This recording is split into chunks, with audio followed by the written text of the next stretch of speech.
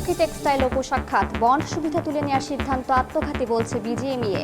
কোনো ক্ষতি হবে না, বাঁচবে দেশীয় শিল্প, দাবি বিটিএমের। 6 মাসে বেনাপোল কাস্টমসের রাজস্ব ঘাটে 1013 কোটি টাকা। বাণিজ্য নিষেধাজ্ঞা ও শুল্ক ফাঁকির মাসুল বলছেন ব্যবসায়ীরা। বছর শেষে লক্ষ্য পূরণে আশাবাদী কর্তৃপক্ষ। খাগড়াছড়ি দীঘিনালায় বাড়ছে বিষমুক্ত সবজি চাষ। ব্যবহার হচ্ছে ভার্মি কম্পোস্ট ও প্রাকৃতিক বালাইনাশক। দূষণ থেকে পরিবেশ ও ফসল রক্ষায় সচেতনতা বাড়াচ্ছে কৃষি বিভাগ। এবং 27 জানুয়ারি আসতে পারে ভারত ইইউ বাণিজ্য চুক্তির ঘোষণা। ভারতের বস্ত্র খাতে উচ্ছ্বসিত হলেও হতাশা অটোমোবাইল খাতে। দেশটিতে কমবে ইউরোপীয় গাড়ির শুল্ক।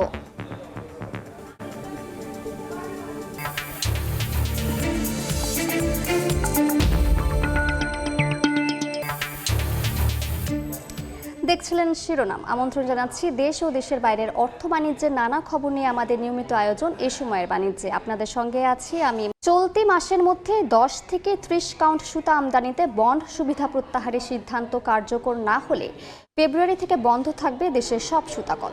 এমন ঘোষণা দেয়া বিটিএমের যুক্তি, বন্ড সুবিধা প্রত্যাহার হলেও ডিউটি ড্রব্যাক থাকায় কোনো ক্ষতি হবে না তৈরি পোশাক শিল্পের। যদিও বিজিএমের দাবি, এই সুপারিশ কার্যকর হলে ধ্বংসের মুখে পড়বে পোশাক শিল্প। এই অবস্থায় দেশের সার্বিক অর্থনৈতিক স্বার্থকে সামনে রেখে চূড়ান্ত সিদ্ধান্ত নেওয়ার পরামর্শ অর্থনীতিবিদদের। কামরুল হাসান সবুজের রিপোর্ট। আমরা বাধ্য হব আগামী মাসে আমাদের ফ্যাক্টরিগুলো বন্ধ করতে, কারণ আমরা আর পারতেছি না। আমরা আইসিইউর মধ্যে আসি, কিন্তু তাই বলে তো আরেকজনকে মাইরে আমি আর বাঁচতে পারবো না।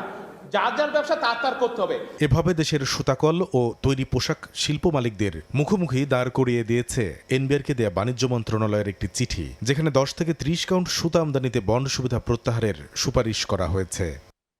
যুক্তি হিসেবে তুলে ধরা হয়েছে কাঁচামালের যোগান দেয়া দেশীয় শিল্পের সুরক্ষা ও রপ্তানিযোগ্য পণ্যে মূল্য সংযোজন বৃদ্ধির বাস্তবতা অব্যাহত রাখতে বলা হয়েছে রপ্তানি পণ্যে শুল্কমুক্ত সুবিধা। এটা সাময়িক শুল্ক আইন হচ্ছে। বিদেশ থেকে যদি কোনো পণ্য আনেন, এই পণ্যটা আপনি ট্যাক্স দিয়ে ছাড়াবেন। যদি আনেন 30 থেকে 10 কাউন্ট, এবং সেই সুতা দিয়ে যদি কোনো গার্মেন্টস তৈরি করেন, সেই গার্মেন্টসটা এক্সপোর্ট করার পরে যেই পরিমাণ শুল্ক আপনি দিয়েছেন সরকারকে, সেই পরিমাণ শুল্ক কিন্তু আপনি সরকারের কাছ থেকে ফেরত পেয়ে যাবেন। সুতাকল মালিকদের সংগঠন বিটিএমই এর দাবি, সরকারের এই সুপারিশ কার্যকর হলে দেশের তৈরি পোশাক শিল্পের কোনো ক্ষতি হবে না, বরং রপ্তানির বিপরীতে কাঁচামাল আমদানিতে মিলবে স্বচ্ছতা, প্রাণ ফিরে পাবে মরতে বসা দেশের সুতাকল। 10 কাউন্ট থেকে 30 কাউন্ট পর্যন্ত সুতার যেই পরিমাণ প্রোডাকশন বাংলাদেশি স্পিনিং মিলে হয়, তার সেই পরিমাণ ডিমান্ডও নাই। মানে আমরা ওভার প্রোডাকশন ক্যাপাসিটি। সকল সুতা বন্ধ করিনি আমরা, কিন্তু যেই সুতা বাংলাদেশে হয় না সেই সুতা বন্ধ করিনি, কারণ আমার সক্ষমতা নাই। আমরা কটন সুতার ক্ষেত্রে 10 কাউন্ট থেকে 30 কাউন্ট বলেছি, এটা 9 কাউন্ট না কেন, আমাদের এক্সপোর্টার মিলগুলো যাতে কোনো রকম প্রবলেম ফেস না করে। তবে তৈরি পোশাক রপ্তানিকারকদের শীর্ষ সংগঠন বিজিএমইএ বলছে, এই সুপারিশ সিদ্ধান্ত হয়ে তাদের সামনে এলে বিশ্ববাজারে পিছিয়ে পড়বেন তারা। স্থানীয় সুতাগুলো বেসিক্যালি কোনো বেনিফিট পাবে না। এটা যেটা হবে যে আমরা রপ্তানি অর্ডার হারাবো, অর্ডার যখন আরও কমে যাবে, ওনারা সুতাটা বিক্রি করবে কার কাছে? ওনারা তো সুতা রপ্তানি করে না, ওনাদের সুতা কিন্তু স্থানীয় রপ্তানিকারক যারা, তারাই কিন্তু কিনছে। ওনাদের 100% কিন্তু ডিপেন্ড হলো স্থানীয় যে গার্মেন্টস ইন্ডাস্ট্রি তাদের কাছে। তাই বন্ড সুবিধা প্রত্যাহার নয়, বরং প্রণোদনা নিয়ে সরকারকে উদ্যোক্তাদের পাশে দাঁড়ানোর পরামর্শ সংগঠনটির। ওনারা যে শুল্ক দিয়ে যে সলিউশন চাচ্ছে, এটা কিন্তু আসলে স্বল্পমেয়াদীরও সলিউশন না, দীর্ঘমেয়াদীর কোনো সলিউশন না। এইটা হলো আত্মঘাতী সলিউশন। সমাধানটা সরকারকে অন্যভাবে করতে হবে। সেটার জন্য আমরা প্রস্তাবনা দিয়েছি বিজিএমইর পক্ষ থেকে, প্রত্যক্ষ অথবা পরোক্ষভাবে প্রণোদনা দিয়ে এই ইন্ডাস্ট্রিগুলোকে বাঁচিয়ে রাখা। দেশের সবচেয়ে বড় রপ্তানি খাতের সংগঠনগুলোর মুখোমুখি এমন অবস্থানের প্রেক্ষিতে চূড়ান্ত সিদ্ধান্তে দেশের সার্বিক অর্থনৈতিক স্বার্থকে অগ্রাধিকারে রাখার পরামর্শ অর্থনীতিবিদদের। একটা কিছু পরিবর্তন হলে কোনো পক্ষের একটু লাভ হতে পারে, কোনো পক্ষের ক্ষতি হতে পারে, কিন্তু মূল বিষয়টা দাঁড়ায় যে আমাদের সার্বিকভাবে কোনটা আমাদের জন্য মঙ্গলজনক। প্রণোদনা সুবিধা পেয়ে ভারত তুলনামূলক কম দামে বাংলাদেশে সুতা রপ্তানি করে বলে অভিযোগ খাত সংশ্লিষ্টদের। কামরুল হাসান সবুজ, সময় সংবাদ, ঢাকা। এ বিষয়ে আলোচনার জন্য আমাদের সঙ্গে ভার্চুয়ালি যুক্ত হয়েছেন নিট পোশাক শিল্প মালিকদের শীর্ষ সংগঠন বিকেএমই এর সভাপতি মোহাম্মদ হাতেম। জনাব হাতেম, এই সময়ের বাণিজ্যে আপনাকে স্বাগতম। জি, বন্ড সুবিধা নিয়ে আমরা সম্প্রতি দেখতে পাচ্ছি যে সুতাকল ব্যবসায়ীরা আর তৈরি পোশাক খাতের মধ্যে একটা মতপার্থক্য তৈরি হয়েছে। সুতাকল মালিকরা বলছে যে বন্ড সুবিধা কোনোভাবেই পোশাক শিল্প খাতকে আসলে ক্ষতির মুখে ফেলবে না। আর যদি যেহেতু আমাদের প্রত্যাহার করা হলে আসলে ক্ষতির মুখে ফেলবে না, আর যদি ডিবন্ডিং আছে তারপরও আমাদের যেহেতু ডিউটি ড্রব্যাকের সুবিধা থাকছে, তাহলে এটা আসলে কোনো একটা অসুবিধা তৈরি করবে না। তো এইখানে আপনাদের অবস্থানটা কি? প্রথমত আসেন যে অসুবিধা হবে না যেটা বললেন, ডিউটি ড্রব্যাকের কথা বললেন। ডিউটি ড্রব্যাক আপনি 40% ট্যাক্স দিয়া মাল আনবেন, এনে এরপরে আবার এই টাকা ফেরত আনবেন, এটা কি কারো পক্ষে সম্ভব? 40% ট্যাক্স দেওয়া এটা কোনোদিনই সম্ভব না, 1 নাম্বার। 2 নাম্বার হচ্ছে ডিউটি ড্রব্যাকের যে আমাদের অতীত ইতিহাস বাংলাদেশে, আমাদের যে অভিজ্ঞতা, আমাকে সম্ভবত 2015 সালের দিকে বা 14 সালের দিকে তৎকালীন ডিজি ড্যাডো, মানে ডিউটি ড্রব্যাকের যে ডিজি, উনি আমাদেরকে ডেকেছিলেন ওনার এখানে একটা মিটিং। তো যাওয়ার পর উনি জিজ্ঞেস করলেন যে আপনারা ড্যাডোতে আবেদন করেন না কেন, মানে আমাদের মানে গার্মেন্টস, আমরা নিটওয়ার গার্মেন্টসরা আবেদন করি না কেন উনি জানতে চাইলেন। আমি বললাম যে আমরা একসময় করতাম, কিন্তু করতে গিয়ে যে পরিমাণ হয়রানির শিকার হই এবং এই ড্যাডো থেকে টাকা ফেরত নিতে গিয়া যে পরিমাণ সময় কাগজপত্র আমাদের এখানে প্রোভাইড করতে হয়, এইটা আর দ্বিতীয়ত হলো টাকাটা নেওয়ার সময় 50% আবার দিয়ে যাইতে হয়, এই টাকা আমাদের দরকার নাই, এই কারণে আমরা করি না। গেল একটা। 2 নাম্বার হচ্ছে এই যে ওনারা কাজটা করলেন যে বাণিজ্য মন্ত্রণালয় দিয়ে সুপারিশটা করালেন, একতরফা একটা সুপারিশ গেল। তার আগে আপনাদের নিশ্চয়ই মনে আছে গত মার্চ মাসে হঠাৎ করে বেনাপোল মানে স্থলবন্দর দিয়ে সুতা আমদানি ওনারা বন্ধ করাইল। কি বললেন যে স্থলবন্দর দিয়ে সুতা আসার কারণে ওনাদের সুতা অবিকৃত থেকে যাচ্ছে, ওনারা ক্ষতিগ্রস্ত হচ্ছে, বন্ধ করলেন। তাইলে এখন আবার এই প্রশ্ন কেন যে এই, তাইলে তো ওনারা ভালো থাকার কথা। তার মানে ওই সময় ওনাদের যে সিদ্ধান্তটা ছিল সেটাও সঠিক সিদ্ধান্ত ছিল না, এটাই প্রমাণ করে। দ্বিতীয়ত আপনি দেখেন ওই সময় ট্যারিফ কমিশনকে দিয়ে ওনারা একটা একতরফা একটা সিদ্ধান্ত বাণিজ্য মন্ত্রণালয়ে পাঠালেন, যেখানে বললেন যে এরকম স্থলবন্দর দিয়ে সুতা আমদানি বন্ধ করলে তাহলে তাদের এই ভালো থাকবে না। তো আমি তখন এটার তীব্র প্রতিবাদ জানালাম যে না, আপনারা যেটা করছেন এটা সঠিক না। কারণ হচ্ছে যে স্থলবন্দর দিয়ে সুতা আমদানির কারণে কিন্তু ওনাদের সুতা অবিকৃত থাকে নাই। এখন যেটা করছেন ওনাদের সুতা অবিকৃত, ওই যে ইয়ে বন্ধ করে দিলে অবিকৃত থাকবে বা আমদানি বন্ধ করলে ওনাদের সুতা বিক্রি হবে, এই বিষয়টাও কিন্তু এরকম না। তাতে কিন্তু অন্যান্য কমপ্লিকেশন রাইজ করবে। কিরকম আমি বলি, প্রথম হচ্ছে যে ওনাদের সুতা অবিকৃত থাকার অন্যতম কারণ হচ্ছে যে ইনসেন্টিভ বন্ধ করে দেওয়া। 2024 সালের ফেব্রুয়ারির 1 তারিখ থেকে ইনসেন্টিভ, দেশীয় সুতা ব্যবহারের বিপরীতে ইনসেন্টিভটা বন্ধ করে দেওয়া হয়েছিল, যার কারণে এই সুতা অবিকৃত। এরপর থেকে দেখেন আপনি সুতা আমদানিটা বেড়েছে ইন্ডিয়া থেকে। দ্বিতীয়ত হলো আপনি এখন সুতা আমদানি বন্ধ করবেন, এরপরে যদি বাইরে আমাদেরকে বাধ্য করে চায়না থেকে কম দামে কাপড় আনতে, তাহলে কি হবে? তখন তো বাইরে আমাদেরকে বলবে কাপড়, ফ্যাব্রিক্স ইম্পোর্ট করতে। তো আলটিমেটলি তাদের এটা সমাধান হবে না, কারণ আজকে আপনি সুতা বন্ধ করবেন, কালকে আবার কাপড় আমদানি বেড়ে যাবে, এরপর আবার কাপড় বন্ধ করতে যাবেন, আবার ইন্ডাস্ট্রি বন্ধ হয়ে যাবে। অর্থাৎ আপনি যদি তখন যখন কাপড় আমদানি শুরু হবে, তখন আমাদের দেশে আজকে হাজার হাজার সার্কুলার নিটিং মেশিন এবং ডাইং সেক্টরটা পুরাটাই কিন্তু তখন বন্ধ হয়ে যাবে, কারণ তখন আর কেউ এখানে নিটিং করবে না, ডাইং করবে না, কাপড় বিদেশ থেকে আমদানি হবে। তো এতে কি আলটিমেটলি ক্ষতির পরিমাণ অনেক বাড়বে, অনেক ইন্ডাস্ট্রি বন্ধ হবে এক স্পিনিং মিলকে বাঁচাতে গিয়ে। আমরা অবশ্যই স্বীকার করি যে স্পিনিং মিলগুলি ভালো নেই, আমরা চাই তারা ভালো থাকুক, কারণ তারা ভালো না থাকলে আজকে আলটিমেটলি তারা যদি বন্ধ হয়ে যায় তাহলে আমার নিটওয়ার সেক্টর সবচেয়ে বেশি ক্ষতিগ্রস্ত হবে, আমার ফরওয়ার্ড লিঙ্কেজ ইন্ডাস্ট্রিগুলিও বন্ধ হবে। সুতরাং তাদেরকেও বাঁচিয়ে রাখতে হবে, আবার আমার ফরওয়ার্ড লিঙ্কেজ ইন্ডাস্ট্রিগুলিকেও বাঁচাতে হবে। একটাকে বাঁচাইতে গিয়ে বাকি দুই তিনটা সেক্টরকে মানে ধ্বংস করে বন্ধ করে দিলে হবে না। সুতরাং এখানে একটা বসে আমাদের দেখলে সরকার আগামী 1 বছরের জন্য আমি একটু যদি 10% ইনসেন্টিভ দেখ না। আপনাকে যদি একটু প্রশ্ন করি যে তারা তো বলছে যে মাসের মধ্যে যদি সুপারিশ কার্যকর না হয় সেক্ষেত্রে তারা আগামী মাস থেকে সুতাকল বন্ধ করে দিবে, তো এই চ্যালেঞ্জটাকে আপনারা আসলে কিভাবে দেখছেন? সুতাকল বন্ধ করে দিলে আলটিমেটলি আপনার আমদানিটা আরো বেড়ে যাবে, এটা তো নিজেদের ক্ষতি নিজেরা ডেকে আনবে। এটা কোনো সলিউশন না। যে সুতার কল বন্ধ করে দিবে। তো তো বন্ধ না করে দিয়ে যেইটা দিয়ে সমাধান হওয়া সম্ভব সরকারের কাছে বলুক। সরকার আগামী আপনি দেখেন মার্কিন ট্যারিফের কারণে ইন্ডিয়ান সরকার গত 1 মাসের মধ্যে 2 বার, একটা 4000 কোটি রুপির উপরে আর একটা 7000 কোটির উপরে 2টা প্রণোদনা প্যাকেজ দিয়েছে ইন্ডিয়ান গভর্নমেন্ট, যে এই মার্কিন ট্যারিফের বর্তমান অবস্থাটাকে সামাল দেওয়ার জন্য। তো আমাদের সরকার চুপ করে বসে আছে কেন? আমাদের সরকার কি কিছু করার নাই? এখানে একটা ইন্টারিম সমস্যা যেহেতু হয়েছে, এই সমস্যা থেকে উত্তরণের জন্য সরকারকেই এগিয়ে আসতে হবে। আমাদের প্রতিদ্বন্দ্বী দেশগুলি কিন্তু নানাভাবে এই সহযোগিতা দিয়ে এই অবস্থানটাকে মোকাবেলা করছে। আমাদের এই স্পিনিং মিলকে 10% করে আগামী 1 বছরের জন্য একটা ইনসেন্টিভ দেখ না দিলেই তো তারা আপৎকালীন এই সমস্যাটা, এই সংকটটা থেকে উত্তরণ করতে পারে। সেটা দিতে সমস্যা কোথায়?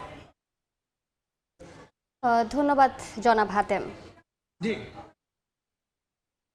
আমরা এতক্ষণ আলোচনা করছিলাম সুতাকল ও বস্ত্রকলের বর্তমান পরিস্থিতি নিয়ে।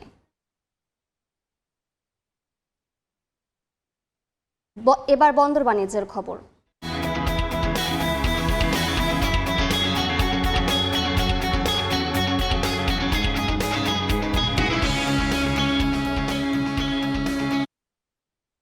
বেনাপোল কাস্টমস হাউসে চলতি অর্থ বছরের প্রথম 6 মাসে লক্ষ্যমাত্রার বিপরীতে রাজস্ব ঘাটতি হয়েছে 1013 কোটি টাকা। বাণিজ্য নিষেধাজ্ঞা এবং মিথ্যা ঘোষণায় রাজস্ব ফাঁকি বাড়ায় এমন পরিস্থিতি বলে দাবি ব্যবসায়ীদের। তবে বছর শেষে রাজস্ব আদায়ের লক্ষ্যমাত্রা অর্জিত হওয়ার ব্যাপারে আশাবাদী কাস্টমস কর্তৃপক্ষ। বেনাপোল প্রতিনিধি আজিজুল হকের তথ্য ও শাওন হোসেনের ছবিতে রিপোর্ট। দেশের চলমান 14টি বন্দরের মধ্যে সবচেয়ে বেশি আমদানি রপ্তানি হয়ে থাকে বেনাপোল বন্দর দিয়ে। চলতি অর্থবছরে বেনাপোল কাস্টমস হাউসকে রাজস্ব আদায়ের লক্ষ্যমাত্রা দেওয়া হয়েছে 8,370 কোটি টাকা। প্রথম 6 মাসে যার পরিমাণ 4,133 কোটি টাকা। বিপরীতে আদায় হয়েছে 3,120 কোটি টাকা। প্রথম 6 মাসে দেখা গেছে লক্ষ্যমাত্রার চেয়ে ঘাটতি রয়েছে 1,013 কোটি টাকা। ইন্ডিয়া এবং বাংলাদেশ দুই সাইডে স্ক্যানিং মেশিন চালু হইলেই আমাদের আমদানি রপ্তানিতে নিরাপদভাবেই আমদানি রপ্তানি হবে। বিভিন্ন কুচক্র মহলের ষড়যন্ত্রের কারণে, অনিয়মের কারণে সেই পরিমাণ রাজস্ব আদায় হচ্ছে না এবং কাঙ্ক্ষিত রাজস্ব যেটা আসার প্রয়োজন সেটা আমরা দেখছি না। সংশ্লিষ্টরা বলছেন শুল্ক ফাঁকি ও আমদানি বাণিজ্যে বেশ কিছু পণ্যের উপর নিষেধাজ্ঞায় রাজস্ব ঘাটতির কবলে পড়েছে কাস্টমস হাউস। তবে বছর শেষে রাজস্ব ঘাটতি পূরণ হওয়ার ব্যাপারে আশাবাদী কর্তৃপক্ষ। আমরা আশা করছি অর্থ বছর শেষে আমরা আমাদের যে জাতীয় রাজস্ব বোর্ড কর্তৃক লক্ষ্যমাত্রা নির্ধারণ করা আছে তা অর্জন করতে সক্ষম হব। নিরাপত্তার নামে হয়রানি করার কারণেও বেনাপোল বন্দর ব্যবহার কমেছে বলে দাবি ব্যবসায়ীদের। সময় সংবাদ, বেনাপোল। দেশব্যাপী প্রতিটি জেলায় প্রতিটি প্রান্তে পৌঁছানোর অঙ্গীকার নিয়ে আয়োজন করা হয়েছে কনফিডেন্স সিমেন্টের অফিসিয়াল গ্র্যান্ড লঞ্চিং প্রোগ্রাম। শুক্রবার রাজধানীর একটি হোটেলে আনুষ্ঠানিক ডিজিটালাইজেশন ও প্রযুক্তিগত উৎকর্ষের মাধ্যমে আগামীর অগ্রগতির এই শুভ সূচনার ঘোষণা দেয়। অনুষ্ঠানে উপস্থিত ছিলেন কনফিডেন্স সিমেন্ট ঢাকা লিমিটেডের chairman engineer Rezaul Karim, confidence গ্রুপের চেয়ারম্যান ইমরান করিম, ভাইস চেয়ারম্যান রূপম কিশোর বড়ুয়া সহ কোম্পানির ঊর্ধ্বতন কর্মকর্তারা। কনফিডেন্স সিমেন্ট কিভাবে সময়ের সঙ্গে সঙ্গে জাতীয় মেগা প্রকল্প, অবকাঠামো উন্নয়ন ও অর্থনৈতিক অগ্রযাত্রার অবিচ্ছেদ্য অংশ হয়ে উঠেছে তা তুলে ধরা হয় অনুষ্ঠানে। কক্সবাজারে স্কয়ার টয়লেট্রিজ লিমিটেডের বার্ষিক বিক্রয় সম্মেলন অনুষ্ঠিত হয়েছে। শুক্রবার দিনব্যাপী এক হোটেলে প্রায় 1,600 সদস্যের প্রাণবন্ত অংশগ্রহণে সম্মেলনের উদ্বোধন করেন স্কয়ার টয়লেট্রিজ লিমিটেডের ব্যবস্থাপনা পরিচালক অঞ্জন চৌধুরী। আরও উপস্থিত ছিলেন স্কয়ার টয়লেট্রিজ লিমিটেডের সিইও মালিক মোহাম্মদ সাইদ, এক্সিকিউটিভ ডিরেক্টর মোহাম্মদ গোলাম কিবরিয়া সহ প্রতিষ্ঠানটির অন্যান্য কর্মকর্তারা। সকলের সম্মিলিত প্রচেষ্টা ও দায়িত্বশীলতার ফলে 2025 সাল সাফল্যের সঙ্গে শেষ করা সম্ভব হয়েছে বলে জানান ব্যবস্থাপনা পরিচালক অঞ্জন চৌধুরী। দিনব্যাপী বিক্রয় প্রতিনিধিদের মাঝে উৎসাহমূলক বিভিন্ন কর্মকাণ্ড চলতে থাকে। এছাড়া ব্যবস্থাপনা পরিচালক অঞ্জন চৌধুরী বছরের সেরা বিক্রয় কর্মীদের হাতে পুরস্কার তুলে দেন।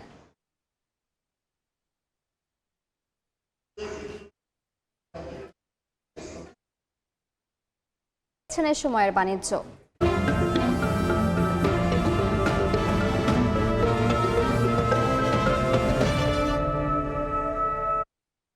খাগড়াছড়ির দীঘিনালায় বিষমুক্ত সবজি উৎপাদন করছেন চাষিরা। ব্যবহার করছেন ভার্মি কম্পোস্ট ও প্রাকৃতিক বালাইনাশক। অতিরিক্ত কীটনাশক ও সার ব্যবহারের প্রভাব থেকে পরিবেশ ও ফসল রক্ষায় এমন উদ্যোগ বলছে কৃষি বিভাগ। জিতেন বড়ুয়ার পাঠানো তথ্য ও ছবি নিয়ে রিপোর্ট। মাচায় ঝুলছে লাউ, পাশের ক্ষেতেই চাষ হচ্ছে অন্য আরেকটি সবজি, তবে আবাদ হচ্ছে একটু ভিন্ন আঙ্গিকে। খাগড়াছড়ির দীঘিনালা উপজেলার মাইনি ভ্যালিতে বিষমুক্ত পদ্ধতিতে চাষাবাদ হচ্ছে বিভিন্ন জাতের সবজি ও ফসল। নতুন প্রযুক্তি হিসেবে ব্যবহার হচ্ছে ভার্মি ওয়াশ। এছাড়া ফসলের পোকা দমনের জন্য নিমপাতার রস ব্যবহার হয়। এ পদ্ধতিতে ফলনও ভালো হচ্ছে বলে জানালেন চাষিরা। জৈব সার, তারপরে কেঁচো সার, ভার্মি ওয়াশ, ভার্মি কম্পোস্ট দিয়ে আমি এই জমিটা চাষ করেছি। সম্পূর্ণ প্রাকৃতিক উপায়ে রাসায়নিক মুক্ত এবং কীটনাশক মুক্ত ভাবে চাষ করতেছি। কীটনাশক আর যে সার, এই রাসায়নিক সার আমি ব্যবহার করি না। অতিরিক্ত কীটনাশক ও সার ব্যবহারের প্রভাব থেকে পরিবেশ এবং ফসল রক্ষায় এমন উদ্যোগ বলছে কৃষি বিভাগ। এটা ছড়িয়ে দেওয়ার জন্য আমরা বিভিন্ন কার্যক্রম গ্রহণ করেছি। বিশেষ করে আমাদের উপসহকারী কৃষি কর্মকর্তারা তাদের যে কৃষক গ্রুপগুলো আছে সেগুলোতে তারা এই বিষয়টা অবহিত করবেন। সবচেয়ে বড় কথা হলো সবার দরকার হলো নিরাপদ ফসল। আমরা যে ফসল খাচ্ছি এটা খেয়ে যেন আমরা কেউ অসুস্থ হয়ে না পড়ি। কৃষি বিভাগের তথ্য মতে পরিবেশ বান্ধব এ সবজি চাষ পদ্ধতিতে প্রাথমিকভাবে কাজ করছেন উপজেলার 40 কৃষক। সময় সংবাদ, খাগড়াছড়ি। দেখছেন এ সময়ের বাণিজ্য।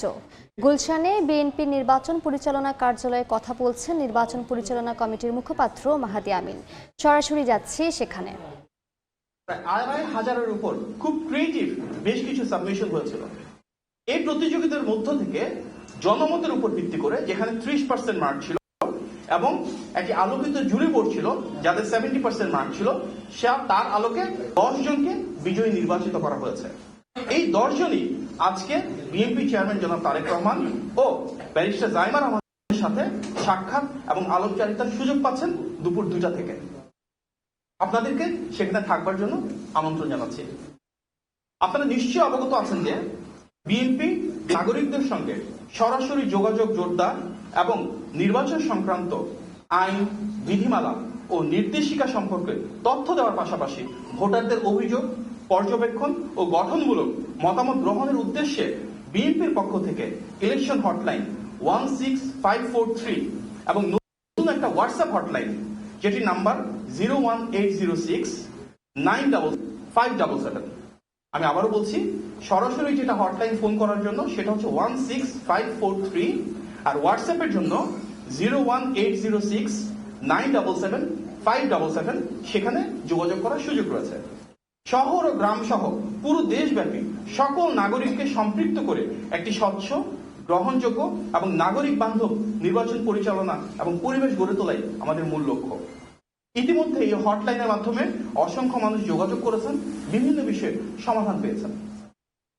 হটলাইন থেকে জানতে পারা একটি বিষয়ে আপনাদের দৃষ্টি আকর্ষণ করতে যাচ্ছি। একটি প্রতারক চক্র বিতর্ক সৃষ্টির লক্ষ্যে ফ্যামিলি কার্ড ও কৃষক কার্ড দেওয়ার নামে কিছু কিছু জায়গায় টাকা চাচ্ছে। বিএনপি চেয়ারম্যান জনাব তারেক রহমানের নারীর ক্ষমতায়ন এবং কৃষকের সমৃদ্ধির জন্য ফ্যামিলি কার্ড ও কৃষক কার্ড প্রদানের যে পরিকল্পনা, ইতিমধ্যে তা দেশব্যাপী আলোচিত হয়েছে, সমাদৃত হয়েছে। বিএনপি নির্বাচন পরিচালনা কমিটির মুখপাত্র মাহাদি আমিনের বক্তব্যের বাকি অংশ দেখতে ভিজিট করুন সময় টিভির ফেসবুক পেজে। চট্টগ্রামে উদযাপিত হলো বুরহানি বিএসআরএম স্কুলের 20তম বর্ষপূর্তি। শুক্রবার সকালে শেরশাহ বাংলা বাজার ক্যাম্পাসে বিশেষ অনুষ্ঠানের আয়োজন করা হয়। অনুষ্ঠানে বিএসআরএম গ্রুপের পরিচালক হাওড়া তেহসিন জোহাইয়ের উপস্থিতিতে সব শিক্ষার্থী, অ্যালামনাই ও শিক্ষকদের স্বাগত জানানো হয়। বিএসআরএম গ্রুপের চেয়ারম্যান আলী হোসেন আকবর আলী শিক্ষার্থী ও শিক্ষকদের আরও উৎকর্ষতার দিকে এগিয়ে যাওয়ার আহ্বান জানান। অনুষ্ঠানে বিএসআরএম গ্রুপের ব্যবস্থাপনা পরিচালক সহ প্রতিষ্ঠানটির অন্যান্য উচ্চপদস্থ কর্মকর্তারা উপস্থিত ছিলেন।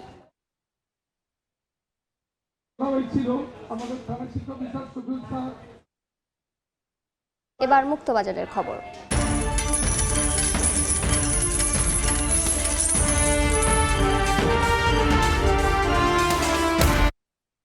বিশ্ববাজারে ঊর্ধ্বমুখী ভোজ্য তেলের দাম। রমজানে চাহিদা বাড়বে এমন বাস্তবতায় পাম তেলের দাম বাড়ার পূর্বাভাস দিয়েছে মার্কিন বাজার বিশ্লেষণকারী প্রতিষ্ঠান ট্রেডিং ইকোনমিক্স। পাশাপাশি সয়াবিন বীজ, সূর্যমুখী তেল ও ক্যানোলা অয়েলের ঊর্ধ্বমুখী প্রবণতার খবর জানিয়েছে প্রতিষ্ঠানটি।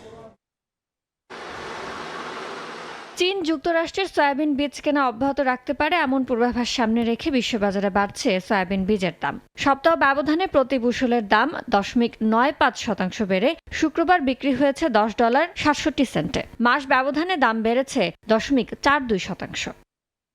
ট্রেডিং ইকোনমিক্স বলছে ফেব্রুয়ারিতে চন্দ্র নববর্ষ ও রমজান মাসে চাহিদা বাড়ার প্রত্যাশায় বাড়ছে পাম তেলের দামও। সপ্তাহ ব্যবধানে টনপ্রতি দাম 2.53% বেড়ে $1042 আর মাস ব্যবধানে বেড়েছে 3.44%।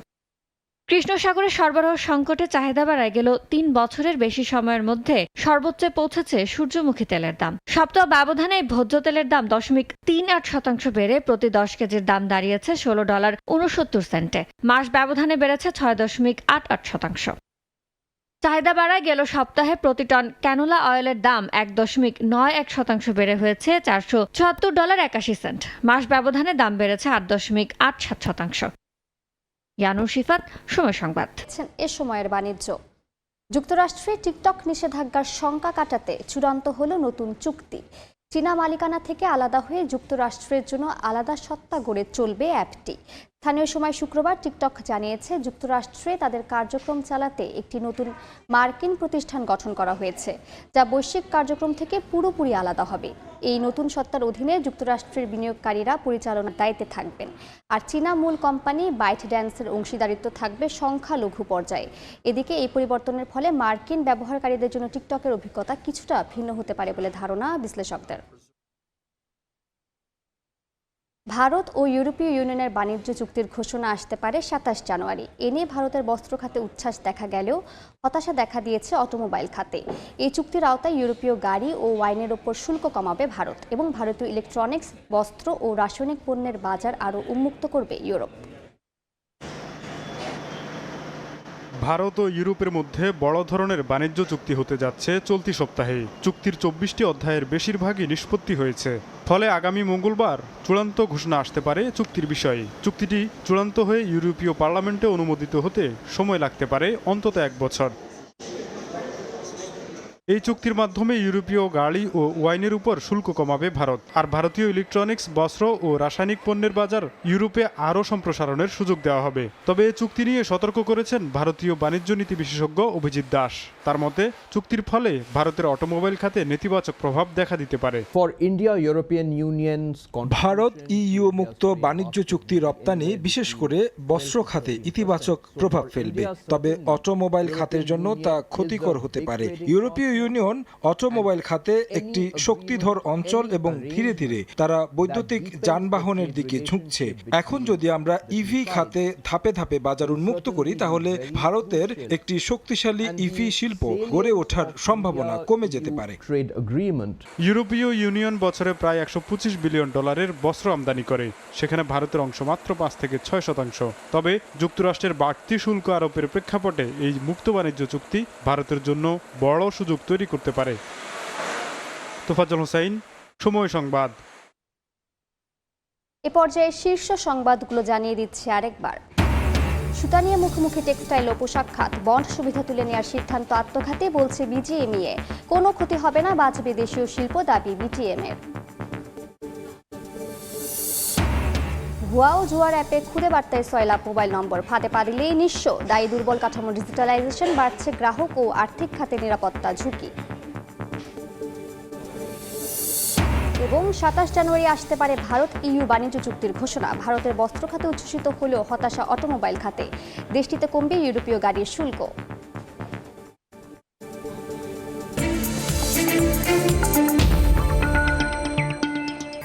এ ছিল এ সময়ের বাণিজ্যে। দুপুর 12টার সময় সংবাদের সঙ্গে থাকবেন সহকর্মী রোজা চৌধুরী।